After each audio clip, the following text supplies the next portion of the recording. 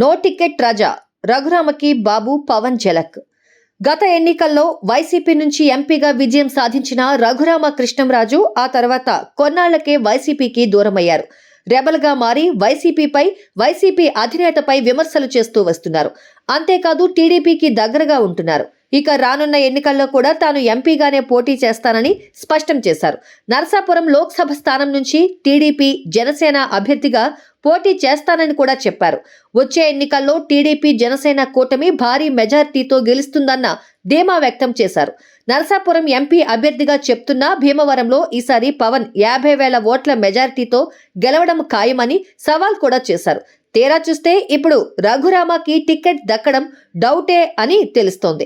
కూటమి తరపున ఉమ్మడి అభ్యర్థిగా రఘురామ కృష్ణంరాజు పోటీ చేస్తారని కొద్ది రోజులుగా జోరుగా ప్రచారం జరుగుతోంది. రఘురామ కూడా చంద్రబాబు, పవన్ కళ్యాణ్ తనకే టికెట్ ఇస్తారని ఆశిస్తున్నారు. అందుకే కూటమి గెలుపు కోసం కృషి చేస్తున్నారు. అయితే ఇప్పుడు అనూహ్యంగా రఘురామకు షాక్ తగిలినట్లు సమాచారం. టీడీపీ జనసేన పార్టీలు రఘురామకు టికెట్ ఇచ్చేందుకు నిరాకరించాయని టాక్ సర్వే ఫలితాలు కూడా రఘురామకు వ్యతిరేకంగా రావడంతో ఆయనకు టికెట్ ఇచ్చేందుకు కూటమి నిరాకరించిందని తెలుస్తోంది. బీజేపీ టికెట్ కోసం రఘురామ ప్రయత్నించినప్పటికీ అక్కడ కూడా ఆయనకు షాక్ తగిలిందని అంటున్నారు. బీజేపీ హైకమాండ్ కూడా రఘురామకు టికెట్ ఇచ్చేందుకు నిరాకరించిందని సమాచారం. దీంతో ఇప్పుడు రఘురామ బల ప్రదర్శనకి దిగుతున్నారు.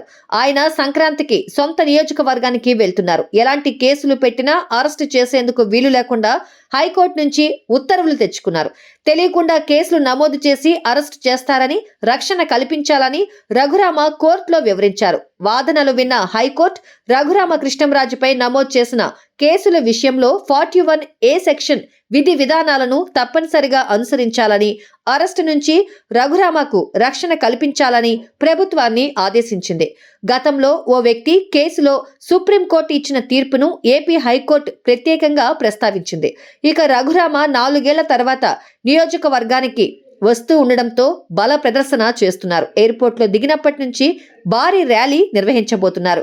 4 ఏళ్ల పాటు అజ్ఞాతవాసం పూర్తి చేసిన తర్వాత ఇప్పుడు మరింత బలంతో తన సత్తా చాటాలని చూస్తున్నారు.